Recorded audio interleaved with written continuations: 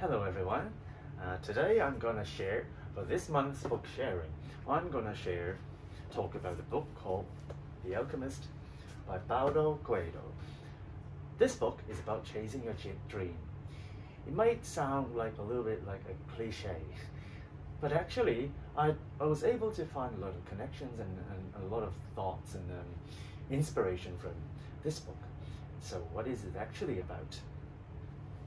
The book is about a boy, a shepherd who lives in Spain, called Santiago. One day, he sits under a sycamore tree, and he has a dream of seeing a treasure under a pyramid far away in Egypt. And he decided to sell his flock and go to Egypt to find the treasure. In the journey, a lot of things happened, and he experienced a lot of challenges, and also he came across an oasis where he found a girl called Fatima, and he fell in love with her. He almost gave up his dream and stayed there, but he decided to give himself some time, and eventually he arrives at the pyramid after meeting an alchemist, after meeting robbers who robbed him of his treasures under the pyramid. And then one of the robbers tells him that he had a dream of seeing a treasure far away in Spain under a sycamore tree at an abandoned church.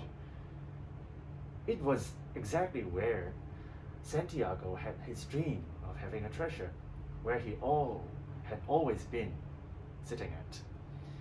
But the robber told him that he had no interest, no time in chasing his dream at all. And eventually, Santiago returned to Spain, where he found his treasure under the tree after digging up the soil near it.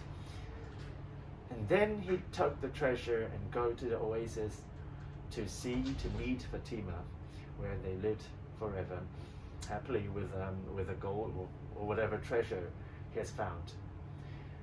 This is actually an extended metaphor. Of course, it's about the journey of the boy, but it's also a journey about our lives. In our lives, we may have a lot of dreams like Santiago does in the story, but there might be a lot of factors affecting, like deterring us from pursuing our dreams. For example, there might be self-doubt that like we don't think we could achieve things that we can achieve, we hope to achieve. And there is also another factor, fear. Fear also affects a lot of people. But are we able, what the author is trying to tell us is to listen to our hearts and to pursue things that we really want to. Eventually, we will be able to achieve what we really want. Of course, this sounds really like a cliche to chase our dreams, but I find that a lot of people in Hong Kong might find it especially relatable to this book.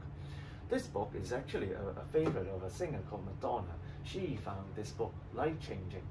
This book actually has changed a lot of people. In Hong Kong especially, I find that it's especially important to us because in Hong Kong, a lot of people are kind of like realistic. They're trying to calculate everything. They might have had a lot of dreams when they are young, like different interests, having different things they're interested in.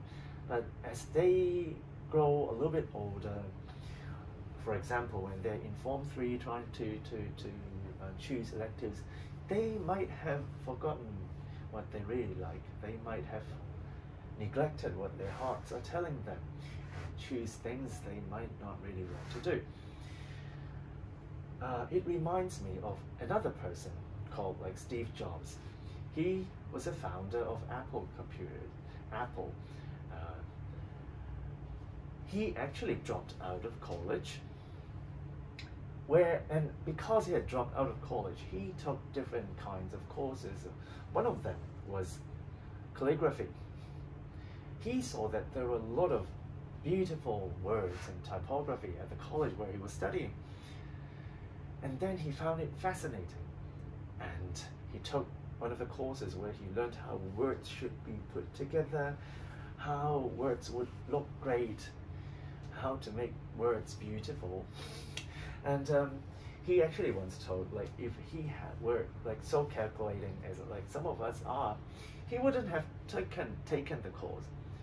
And he might not actually, when he took that course, find the things relatable to other things in life. But we never know what is really useful, what it isn't.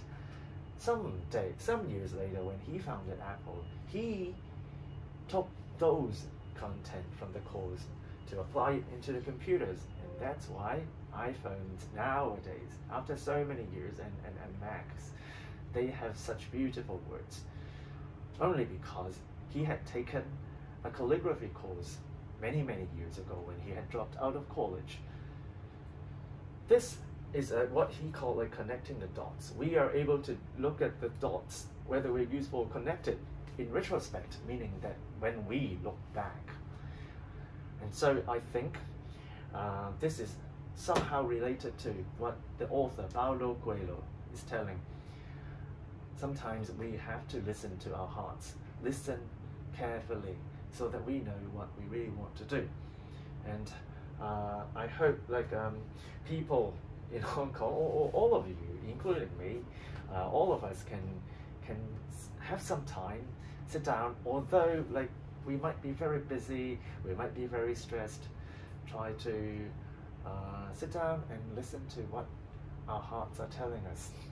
And I strongly recommend like you read some of his books, and he has many other books, including like The Pilgrimage, and there are many other books like where I'm sure you can find in a lot of bookstores and the school library. And so I wish all of you good life and being able to find your dreams. Thank you.